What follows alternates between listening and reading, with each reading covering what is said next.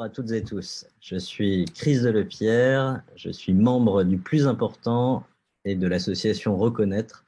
Justement, je co-anime Badgeons les Hauts-de-France et je suis un des experts sur la question des badges numériques ouverts. Alors, les badges numériques, c'est une technologie qui s'impose comme l'outil phare de la reconnaissance des compétences de la prochaine décennie. Et c'est pourquoi nous proposons d'accélérer leur déploiement à échelle nationale afin de favoriser la reconnaissance des compétences de chacun. Alors pourquoi cette proposition? Parce qu'elle permet de lever la contradiction, notamment entre la nécessité d'évoluer vers un apprentissage tout au long de la vie pour tous les actifs et le fait que la reconnaissance de ces apprentissages est aujourd'hui quasi exclusivement, en tout cas, fondée sur les diplômes, c'est-à-dire sur la formation initiale. Pour que l'apprentissage ne se limite pas qu'à cette formation initiale, mais intervienne véritablement tout au long de la vie, il faut qu'il soit reconnu et valorisé lui aussi tout au long de la vie. C'est peut-être là l'enjeu principal des badges numériques. Pour évoluer vers une société dite apprenante, nous devons promouvoir une société de la reconnaissance et les badges ont un rôle clé à jouer.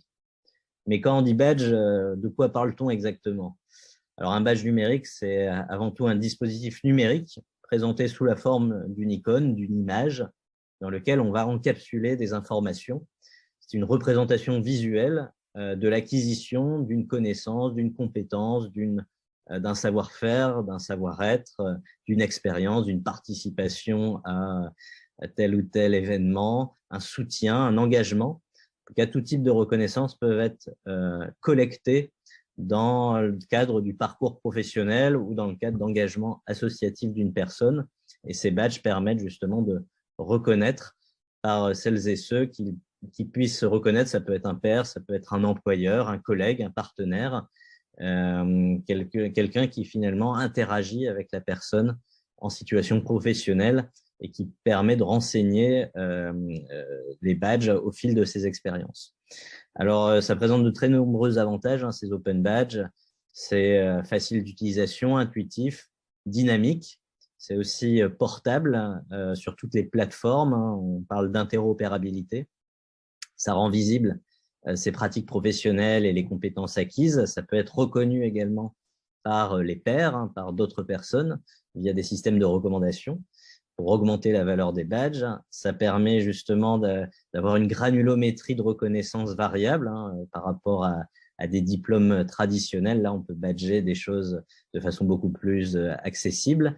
Et puis, à l'heure où les compétences évoluent de plus en plus vite, les badges peuvent offrir une cartographie dynamique et en temps réel des compétences qui permet d'éviter l'obsolescence de ces référentiels de compétences.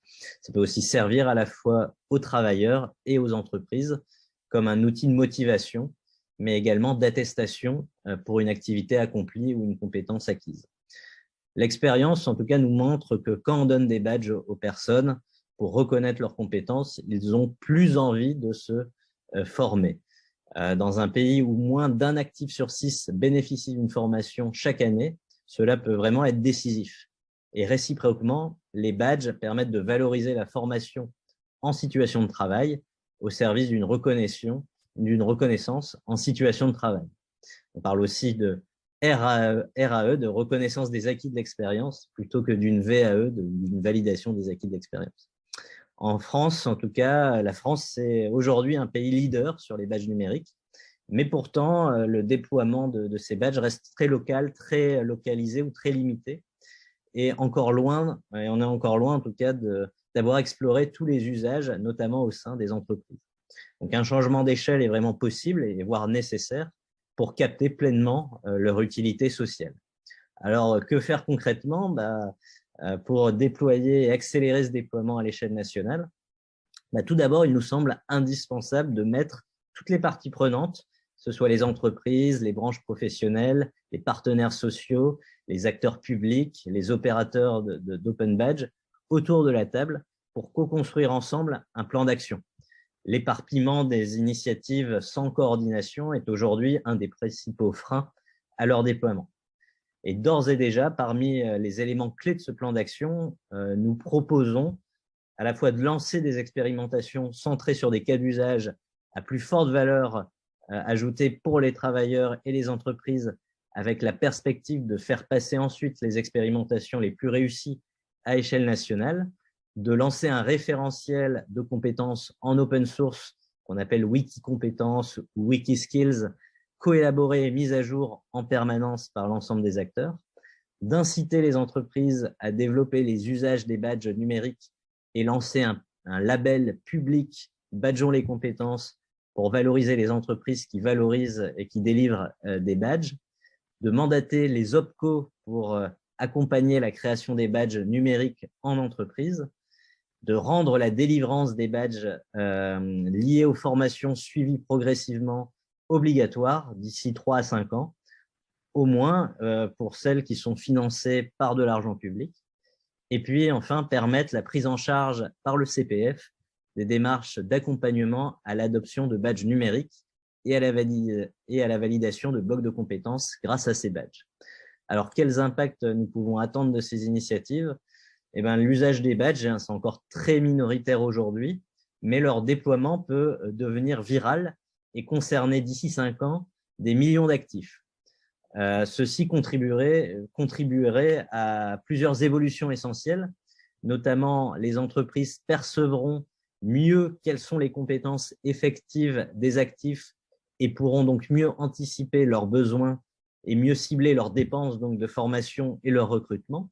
Et puis, les actifs seront valorisés pour une meilleure reconnaissance de leurs compétences et bénéficieront d'une employabilité accrue, en particulier les actifs peu diplômés qui, croit-on, ont peu de compétences, mais qui ont un potentiel justement à valoriser leurs expériences d'un point de vue plus informel et donc qui ont le plus à gagner finalement à ce qu'on rende visible leurs compétences réelles. Et donc, le déploiement de ces badges numériques, ça peut être vraiment un accélérateur du passage d'une société du diplôme à une société de la compétence et de la reconnaissance. Voilà, il n'y a plus qu'à.